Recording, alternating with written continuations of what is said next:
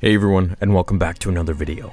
Today we're going to cover another excerpt from the Labyrinth of Evil, pages 61 to 62, chapter 11. Even as a kid, I remember when I first saw Attack of the Clones. Seeing Dooku was really a revelation for me. It allowed me to see so many other dark side users than the typical Darth Vader and Darth Maul prior to that episode. You got to see a very elegant and nobleman who was once actually a Jedi, the master of Qui-Gon Jinn. I was so intrigued I wanted to know more about Count Dooku. Why did he leave the Order? How could he betray Master Yoda, who was his mentor? Now of course, fast forward 20 or so years later, and we get our answers in canon. But one of the things that stuck out to me the most was why did he reveal to Obi-Wan that the Sith were around, and their grand plan, even that a Dark Lord is controlling the Senate. Now, luckily, for the Sith at least, the Jedi dismayed Dooku and thought he was lying. But what if they hadn't? Was this a plea for help from Dooku? Was this the last part of him that was still in the light? Or just another part of Sidious's elaborate machination and schemes? Today, I'll give you Obi-Wan's and Yoda's thoughts on why Dooku told them. I'm gonna go over another excerpt from James Luceno's great book, which is now Legends, Labyrinth of Evil. The story takes place just prior to Episode 3, where, thanks to having discovered Newt Gunray's Mechno chair that he uses to talk to Sidious with, the Jedi realizes that Dooku's Sith Master actually does exist, and that Dooku might have told the truth back on Geonosis. Now, before I begin reading, there will be mention of the Sith on Naboo who Obi-Wan killed. They obviously mean Darth Maul. Now, I just want to let you know that he is considered dead at this point, as this book was written far before the Clone Wars, meaning before they resurrected Darth Maul. So let's begin. The name Sidious had come up only once since the war began on Geonosis, when Dooku had told an imprisoned Obi-Wan that a Sith Lord by that name had hundreds of Republic senators under his influence. At the time, Obi-Wan assumed that Dooku was lying in order to persuade Obi-Wan that he was still aligned with the Jedi,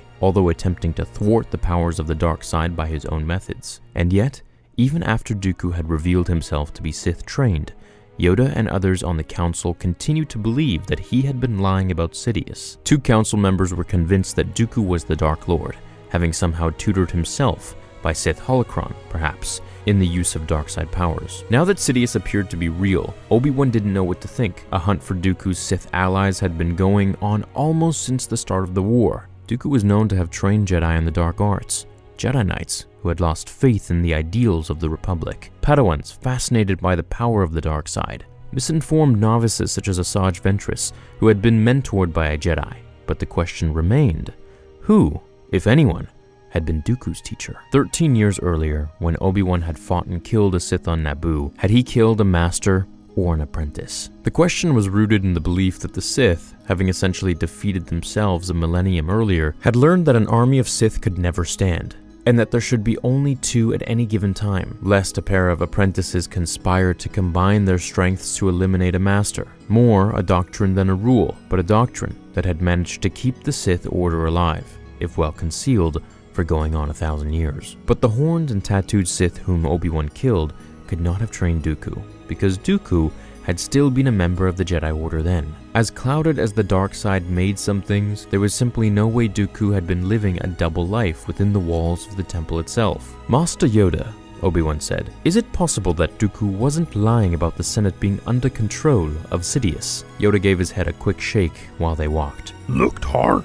at the Senate, we did, and risked much we did by doing so, questioning in secret those we serve, but no evidence we found. He glanced up at Obi-Wan. If in control of the Senate Sidious was, would not defeated the Republic already be? Would not to the Confederacy the core and inner rim belong? Yoda paused for a moment, then added, Perhaps at Geonosis, an accident it was that Dooku revealed himself. Had he not, searched we would have for Sidious, leaving Dooku to escalate his war. What think you, Obi-Wan?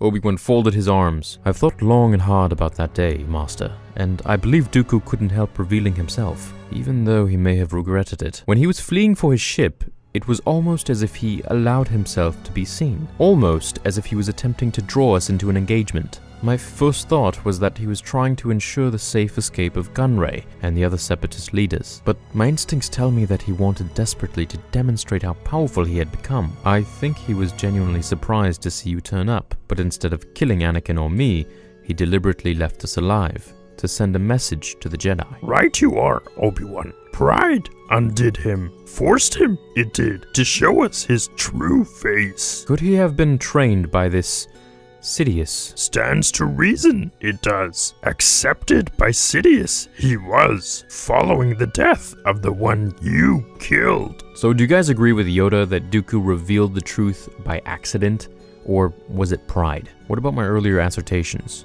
that it could be a spark of good in him, a spark of light, or just part of Sidious's plan? And if so, what was that plan? Maybe he wanted to enlighten the whole council by revealing to them that the Sith Lords really do exist and that he brought them to light, and to maybe change their ways as he believed that they had lost their ideology of the Force. The same as Qui-Gon, who felt that the Jedi didn't really follow the Force anymore, merely just politics. I guess we'll never know. However, there was that observation Obi-Wan made about the Rule of Two. He said it was more a doctrine than a rule. So what do we make of this? I always thought it was strange that there were other Darksiders being trained by the Sith when there should only be two.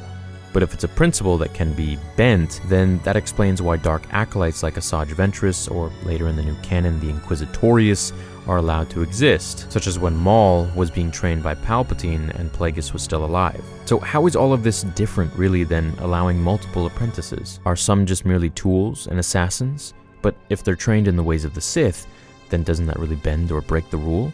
Is it maybe a power level thing? Do the Sith purposely seek weaker, medium-powered Force sensitives? It doesn't really sound like something a Sith would do, as they're always striving for more strength and power. Asajj Ventress herself eventually grew strong enough in the Force for Darth Sidious to consider her a threat. So, I guess my ultimate question is the Rule of Two even real? Was it ever followed authentically? Think on this. We must. Hope you enjoyed this video. Let me know your comments about all of this down below. Have an awesome rest of your day, and until the next episode, remember, the Force will be with you, always.